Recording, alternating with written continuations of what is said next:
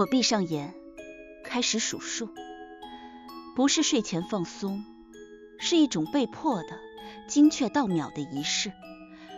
从什么时候开始的？3天前，周3晚上11点左右，我在自己的录音室里给一部独立恐怖游戏做最后的音效混音，耳机里循环着一段需要调整的鬼魂低语音效，那是用反向人声、缓慢水流和生锈铰链摩擦声叠加出来的，阴森绵长。就在我闭眼凝神，试图在脑海视觉化这声音该对应的场景时，怪事发生了。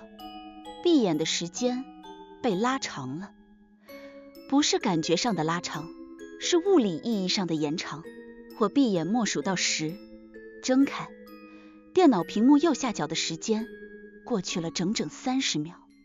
我以为自己太累，出现了时间感知错乱，但当我第2次尝试闭眼，专注的默数1、2、3，数到5的时候，一阵强烈的心悸迫使我在第6秒就睁开了眼。时间过去了1分钟。更诡异的是，在那被拉长的黑暗里，我听到的声音变了，不再是耳机里循环的鬼魂低语，而是多了别的东西，极其轻微的、湿漉漉的脚步声，从我录音室门外走廊的方向传来，由远及近，停在门外。还有指甲划过木门的吱一声，很慢很长。可我的录音室在旧工厂改造的文创园5楼，这层晚上通常只有我一个，走廊是水泥地，哪来的湿漉漉脚步声？我猛地扯下耳机，四周一片死寂，只有电脑风扇的嗡鸣。我盯着紧闭的隔音门，手心出汗。门外什么都没有，也许真的是过度疲劳加上恐怖音效刺激产生的幻听。我决定再试最后一次，然后回家。我闭上眼，这次不数数了，只是单纯的闭眼放松。黑暗降临的瞬间，声音再度浮现，而且更清晰了。不只是湿漉的脚步声和刮门声，这次有呼吸声，粗重、黏腻，带着痰音，就贴在我左耳边，仿佛有个人正弯腰凑近我。还有一股冰冷的气息吹在我的耳廓上，同时我感到一种强烈的空间错位感。明明闭眼前我是坐在椅子上，身体前倾靠着调音台，但此刻在闭眼的黑暗里，我感觉自己是站着的，身处一个空旷、潮湿、有回音的地方，脚下是凹凸不平的积水的地面，冰冷的空气裹着我，带着浓重的土腥和铁锈味。咯，一个模糊的像喉咙被堵住的声音紧贴着我的右耳响起，那不是语言，更像是一种吞咽困难的声音，或者骨头摩擦。恐惧像冰水灌顶，我拼命想睁开眼，却发现眼皮沉重无比，像被胶水粘住，身体也动弹不得，仿佛被无形的绳索捆在站着的姿势上。我拼命挣扎，集中全部意志在睁开眼这个动作上。不知过了多久，眼皮猛地一松，我睁开了眼。我仍然坐在调音台前的椅子上，姿势和闭眼前一模一样。电脑屏幕显示时间过去了15秒，只有15秒。但刚才那仿佛长达几分钟的恐怖体验，那清晰的听觉、触觉、嗅觉，还有无法动弹的窒息感，无比真实，留下的心理和生理反应真实不虚。我心脏狂跳，后背完全湿透，左耳和右耳残留着冰冷的吹气感和诡异的咯咯声幻听，鼻尖似乎还萦绕着那股土腥铁锈味。这不是幻听，也不是疲劳，有什么东西在我闭眼的时候侵入了我的感知，甚至改变了时间和空间。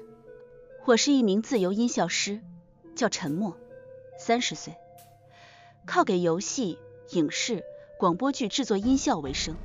耳朵是我的饭碗，也是我的弱点。我从小就对声音异常敏感，能捕捉到很多人忽略的细节，也容易受特定频率的声音影响情绪。但眼前这种事超出了我的认知，我不敢再待在录音室，收拾东西匆匆离开。走廊空无一人，声控灯随着我的脚步声亮起。我特意看了看门口的地面，干燥的水泥地，没有任何水渍。回到家，我试图用理性解释，也许是某种罕见的睡眠瘫痪前兆，或者是因长期接触恐怖音效诱发的急性焦虑症。但那种时间的客观错位又怎么解释？我上网搜索关键词闭眼、时间感知延长、幻听，结果大多是心理学或神经学文章，没有匹配我这种具象化恐怖体验的。那一晚我没怎么睡，一闭眼，哪怕只是瞬间，那种被拖入另一个黑暗空间的恐惧感就会浮现。我只能睁着眼熬到天亮。第二天白天似乎一切正常，只要我不长时间闭眼，怪事就不发生。我甚至怀疑昨晚是一场过于逼真的噩梦。直到傍晚，我去超市买东西，在冷鲜柜前挑选酸奶时，头顶的日光灯管突然频繁闪烁起来，发出滋滋的电流声。我下意识的因为灯光刺眼闭了一下眼睛，大概就闭了1秒。就在这1秒的黑暗里，我清晰的听到了声音，不是超市的背景音乐和人声，而是很多人同时低声哭泣的声音，男女老少都有，压抑、绝望，层层叠叠，仿佛来自一个巨大的封闭的空间。哭泣声中还夹杂着沉重的有节奏的咚咚声，像是巨大的心跳，又像是某种重物在撞击厚实的门板。同时我闻到一股浓烈的混合了消毒水和某种甜腻腐臭的味道。我猛地睁眼，超市灯光恢复正常，周围顾客推着车平静地走过，冷气嘶嘶地响，没有任何异常。但我的心脏却因为那1秒的体验而揪紧。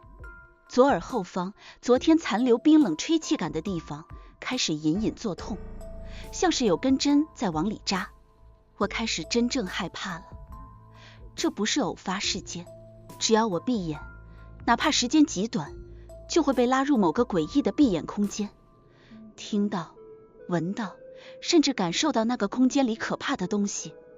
而且每次回来，现实时间流逝的速度和我感知的闭眼时间比例似乎还在扩大。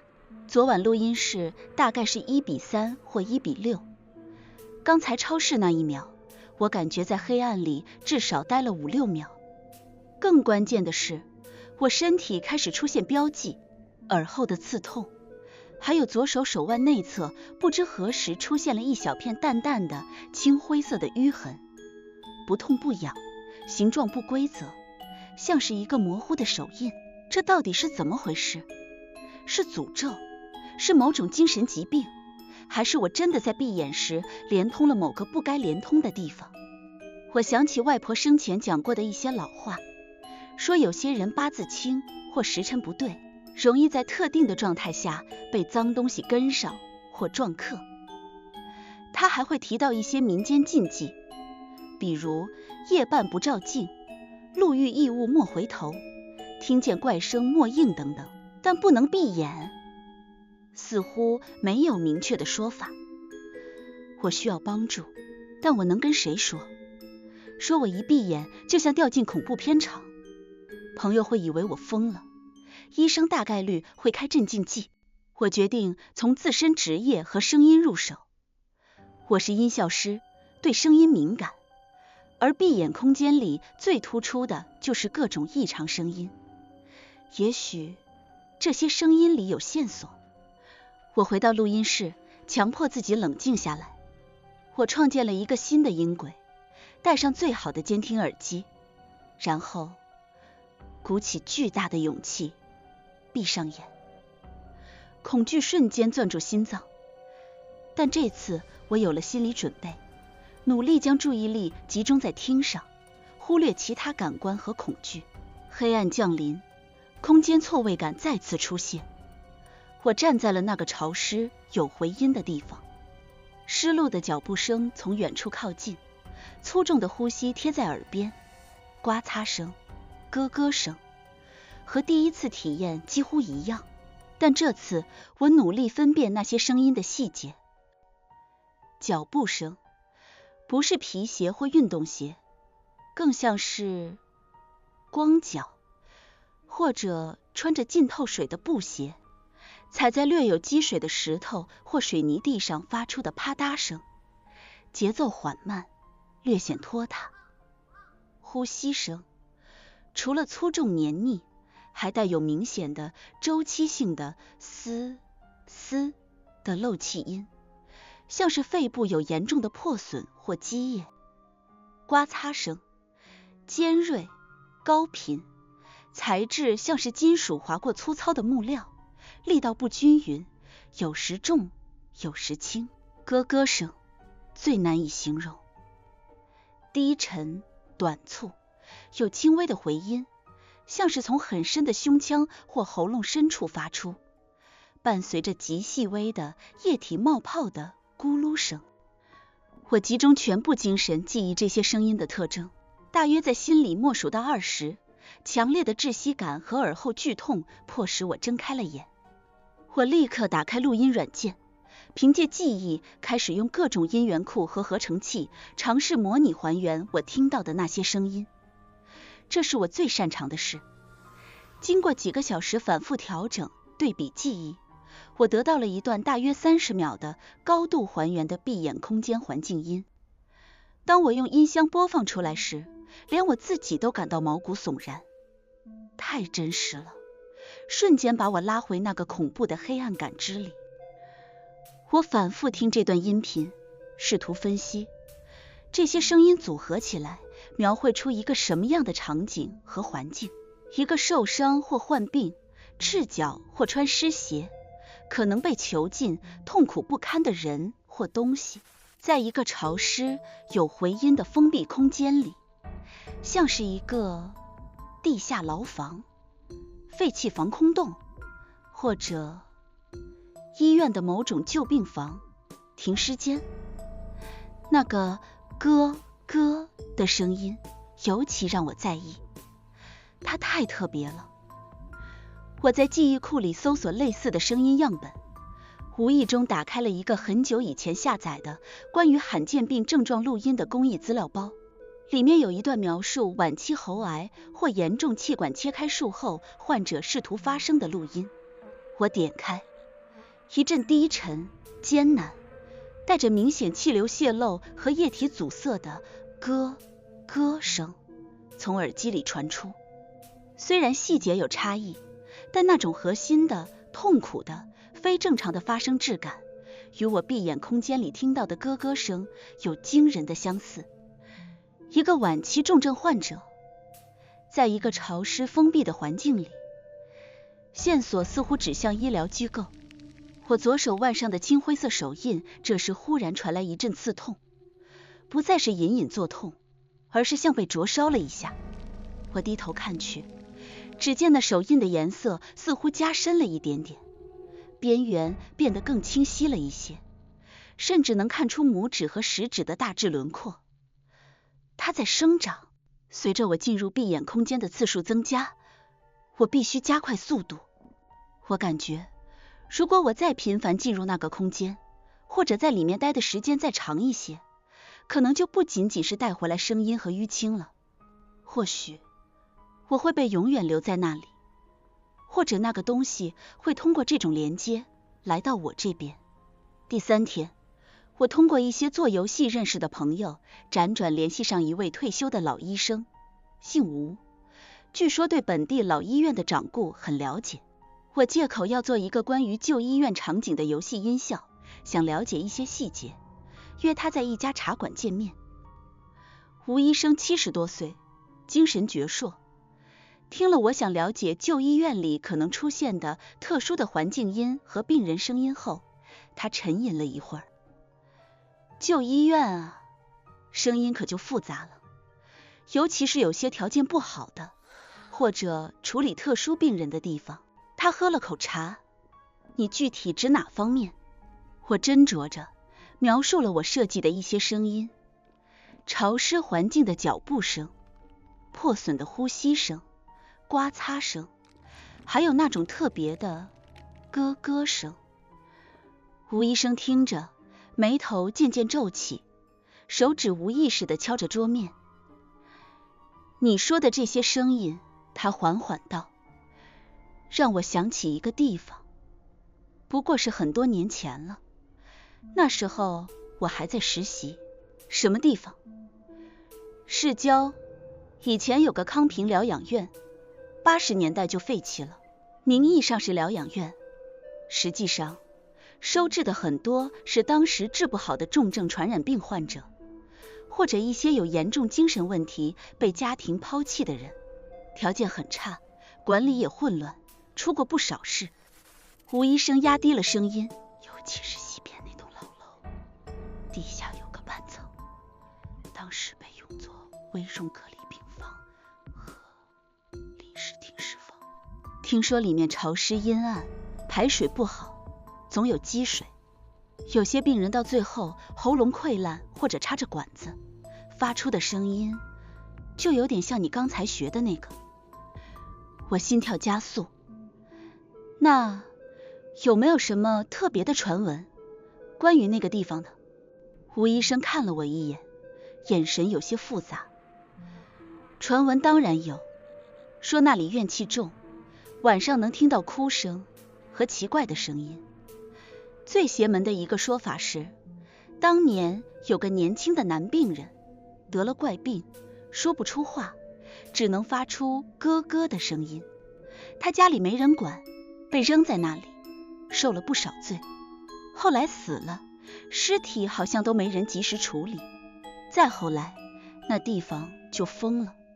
有人说，封的时候好像少了一本很重要的值班记录，也不知道是丢了还是怎么。值班记录？那种地方进出、用药、死亡都要严格记录的。吴医生摇摇头，都是往事了。那地方早推平了，现在好像是个仓库还是什么。小伙子，你打听这些做什么？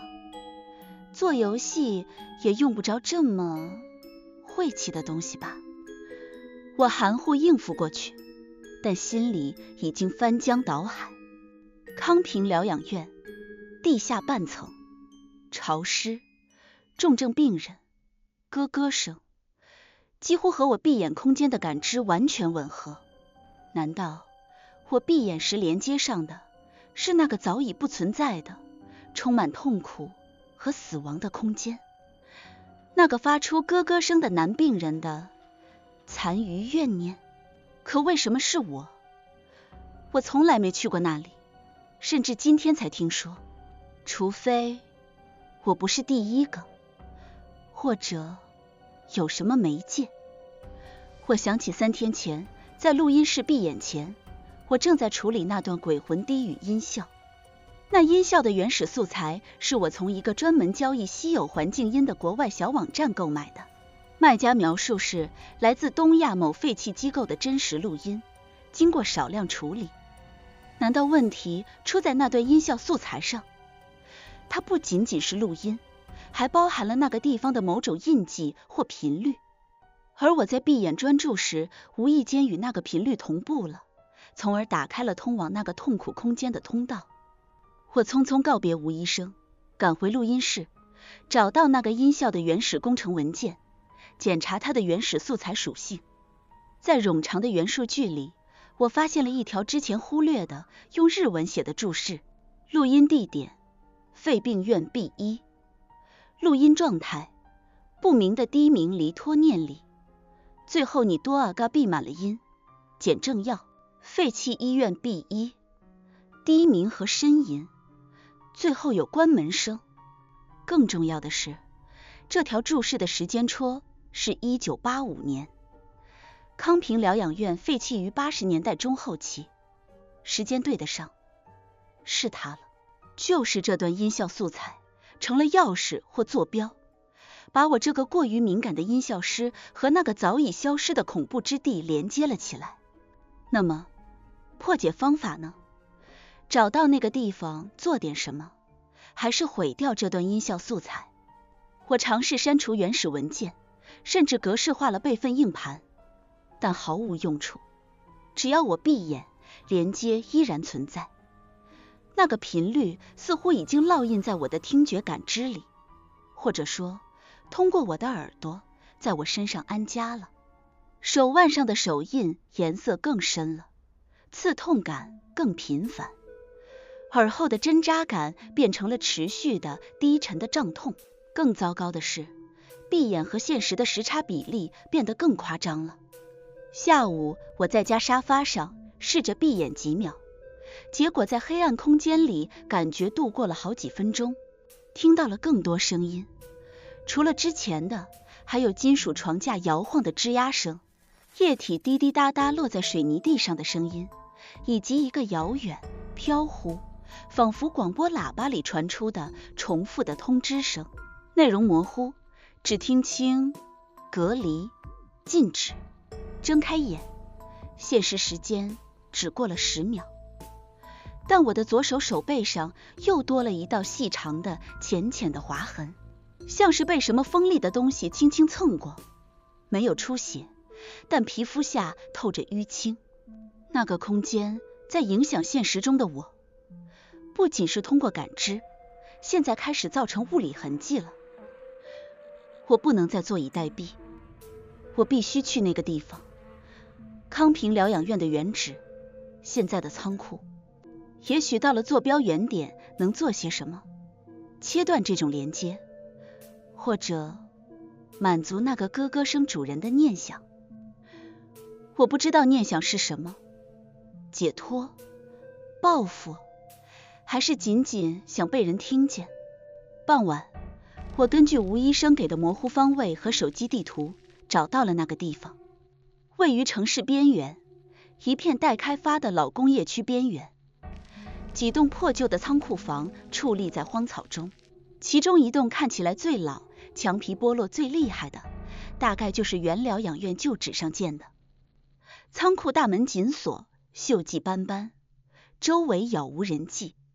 天色渐暗，乌云低压，风吹过荒草和破损的窗户，发出呜呜的怪响。我绕到仓库侧面，发现一扇虚掩的锈蚀的小铁门，可能是工人进出的小门。门没锁，轻轻一推就开了，发出令人牙酸的嘎吱声。里面一片昏暗，堆满蒙尘的废弃机器零件和破烂集装箱，空气浑浊，灰尘味浓重。但在这股味道之下，我隐隐闻到了一丝熟悉的淡淡的土腥和铁锈味，和闭眼空间里的一模一样。我的心跳开始加速，我来对地方了。仓库地面是水泥的，但靠近西侧墙壁的地面颜色似乎更深一些，像是长期受潮。我走过去，脚下传来的回响也略有不同，更加空洞。我蹲下身，用手敲了敲那片颜色深的地面，咚咚，回声沉闷，但下面似乎是空的。我找到一根废弃的铁棍，用力撬动地面一块略有松动的盖板。盖板很重，但我卯足了劲，终于将它掀开一角。下面露出黑洞洞的空间，一股浓烈的陈腐的潮湿气味混合着消毒水残留的刺鼻味道猛地冲了上来，正是我在闭眼空间里闻到的气味加强版。下面就是那个地下半层，它没有被完全填埋，只是被封盖了。我打开手机手电，照下去，是一个大约2-3米深的坑洞，有粗糙的水泥阶梯通向下方，下面似乎有积水，反射着手电光。都到这里了，没有退路。我咬了咬牙，顺着阶梯慢慢走了下去。下面是一个大约50-60平米的长方形空间，墙壁是粗糙的水泥，布满霉斑和水渍。地面果然有积水，浅的地方没过脚背，深的地方可能到小腿。积水泥泞浑浊，散发着恶臭，空气阴冷刺骨。手电光扫过，能看到角落散落着一些锈蚀的铁架床残骸，还有破碎的玻璃瓶、针管。墙壁上有一些模糊的褪色的油漆字迹，像是编号或注意事项，但看不清了。这里就是一切痛苦的源头，也是我闭眼时连接的地方。我站在冰冷的积水里，浑身发冷，一半是因为温度，一半是因为恐惧。这里的气息和感觉与我闭眼时的感知高度重叠，甚至更强烈。就在这时，我左手腕上的青灰色手印突然传来一阵剧烈的烧灼般的剧痛，我忍不住闷哼一声，低头看去，只见那手印不仅颜色变得深黑，而且仿佛活了过来。手印的轮廓微微凸起，像是有无形的冰冷手指正在用力攥紧我的手腕，要捏碎我的骨头。与此同时，我耳后的胀痛也变成了尖锐的刺痛，仿佛有根冰锥正在往里钻。更恐怖的是，我听到声音了，不是通过闭眼，而是在这个真实的空间里直接听到了。是那湿漉的脚步声，从空间另一头的黑暗中传来，啪嗒啪嗒，缓慢而清晰，正朝着我走来。是那粗重黏腻的呼吸声，仿佛就在我身后咫尺之处。还有那咯咯咯的声音，不再模糊，变得无比清晰，无比接近，充满了痛苦和一种难以言喻的渴望。它在这里，那个东西因为我的到来被彻底激活或吸引过来了。手电光颤抖着照向脚步声传来的方向，浑浊的积水被搅动，在光束边缘的黑暗中，一个模糊的、佝偻的、不成形的影子正贴着墙壁缓缓向我移动。看不清细节，但能感觉到一道冰冷、怨毒又充满无尽痛苦的视线锁定了我。跑，这是我脑子里唯一的念头。我转身想冲向楼梯，但脚下被水里的什么东西绊了一下，一个踉跄，手机脱手飞出，扑通一声掉进深水区，光亮瞬间熄灭，绝对的黑暗降临，比任何闭眼时的黑暗更纯粹、更沉重、更令人绝望的黑暗。因为我知道，那东西就在这黑暗里，和我同在。湿漉的脚步声加快了，朝着我跌倒的方向而来，粗重的呼吸几乎喷在我的脖子上。咯咯咯咯，那声音似乎已经贴在了我的耳边。极度的恐惧反而催生出一种破罐破摔的疯狂。既然跑不掉，既然他想要被听见，我猛地主动闭上了眼睛。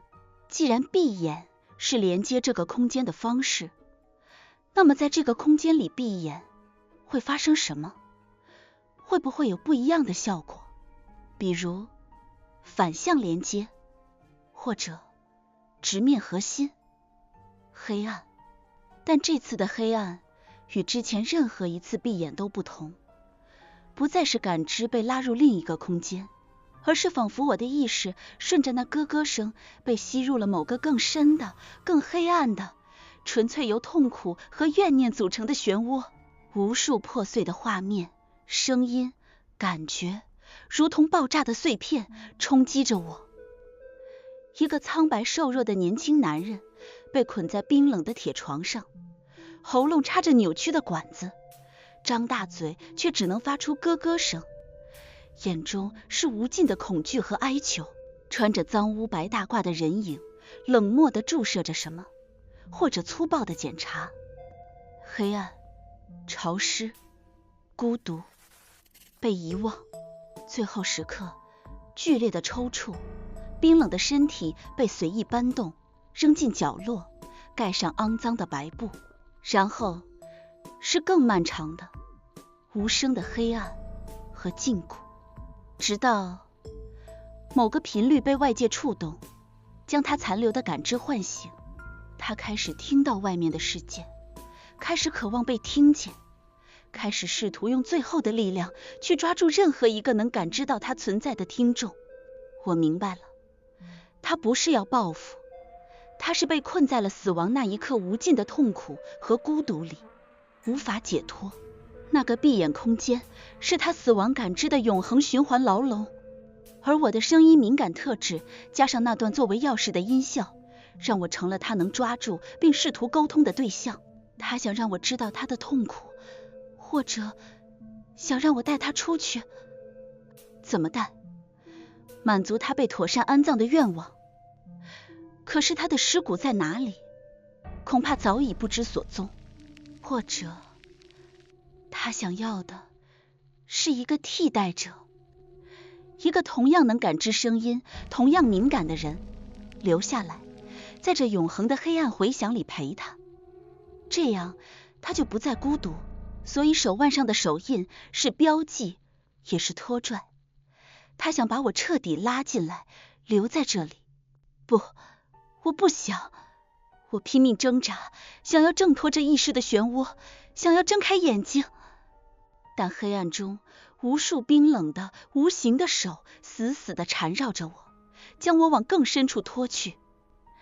那咯咯声变成了无数回响，充满整个黑暗，充满了某种扭曲的即将得逞的意味。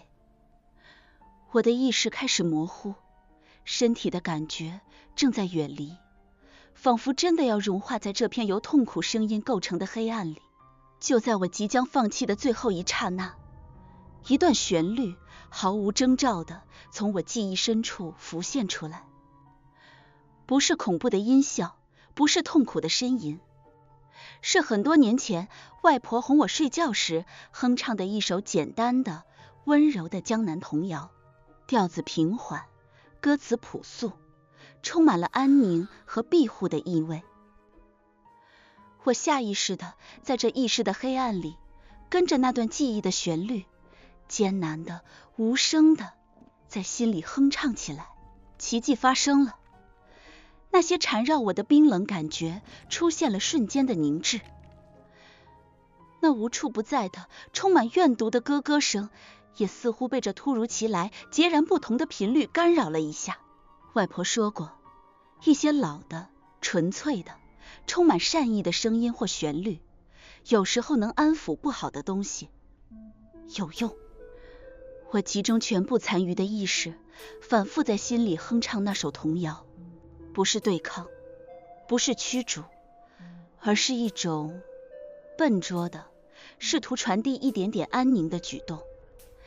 黑暗的拖拽力量似乎减弱了一点点，那咯咯声里的怨毒也仿佛混杂进了一丝茫然和一丝极其微弱的遥远记忆般的触动。我不知道这是不是我的错觉，或者只是我的意识在彻底沉沦前的自我安慰，但这是我唯一能做的了。我继续哼唱着，同时用尽最后一丝力气，尝试去想象一些画面。温暖的阳光，干燥的床铺，干净的水，安静的环境，这些那个年轻病人在生命最后时刻最渴望却得不到的东西。我不知道这些想象是否能传递过去。黑暗开始波动，不再那么凝固，拖拽的力量在持续减弱。就在我感觉自己即将能够重新控制自己，睁开眼睛的瞬间，那咯咯声突然变了，不再是纯粹的痛苦和怨毒，里面似乎多了一点极其复杂、难以解读的东西，像是一声极其悠长、沉重的叹息，又像是一种释然，或者只是累了。紧接着，我左手腕上那烧灼剧痛的手印猛地一松，仿佛那紧握的无形之手放开了。所有的声音，脚步声、呼吸声、刮擦声、咯咯声，如同潮水般迅速退去，消失在黑暗深处。那包围我的由痛苦记忆构成的黑暗漩涡也开始旋转、稀释、消散。扑通，我猛地睁开眼，同时身体失去了支撑，跌坐在冰冷恶臭的积水里，剧烈地咳嗽起来。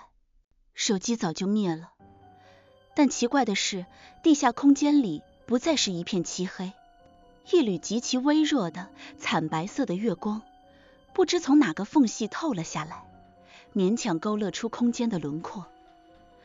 那个模糊佝偻的影子不见了，一切死寂，只有我粗重的喘息和水波晃动的轻微声响。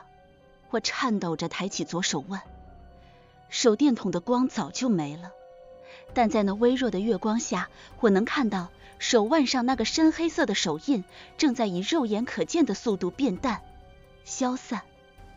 几秒钟内，就只剩下一点几乎看不见的浅灰色痕迹，像是一块陈旧的、快要褪尽的淤青。耳后的刺痛也消失了，只剩下一种过度使用后的疲惫钝痛。我脱困了，是因为那首童谣，还是因为我的想象，或者是那个被困的灵魂终于听见了一点他渴望已久的与痛苦截然不同的东西，从而得到了一瞬间的安抚或满足，暂时放开了我。我不知道。我连滚爬爬地冲上楼梯，逃出那个地下空间，冲出货仓，一直跑到有路灯的大路上，才敢停下来，瘫倒在地，贪婪地呼吸着夜晚清冷但干净的空气。之后几天，我小心翼翼地测试，闭眼，时间感知恢复了正常，再也没有被拖入那个恐怖的空间。手腕和耳后的痕迹彻底消失。我删除了所有关于那段鬼魂低语音效的资料，彻底放弃了那个恐怖游戏的音效工作。生活似乎回归了正轨，只是我的耳朵似乎变得有些不同了，不是更灵敏，而是更容易累，对某些尖锐或混乱的声音会产生生理性的不适。而且在极其安静的深夜里，如果我非常专注地去听，偶尔会捕捉到一丝极其遥远、微弱的、类似老旧广播信号的杂音，里面仿佛有模糊的、无法辨认的只言片语，转瞬即逝。我不知道那是什么，是那个空间残留的回声，还是我的听觉系统因为这次经历永久性的被调谐到了某个容易接收异常频率的频道。我更不知道，那个地下空间里的他是真正得到了安息，还是仅仅暂时沉寂。那最后一声复杂的咯咯究竟意味着什么？昨天我收到一个同行发来的消息，神神秘秘地说：嘿，沉默，我搞到一段超牛逼的真实灵异录音，据说是从一个百年疯人院遗址弄到的，你要不要听听看？保证刺激。我看着那条消息，手指停在回复键上，很久没有按下去。窗外的城市灯火通明，车流声隐隐传来，而我耳边那只有我能听到的深夜里偶尔浮现的老旧广播般的细微杂音，似乎又响了一下。我缓缓地把手机关掉，屏幕靠在桌面上，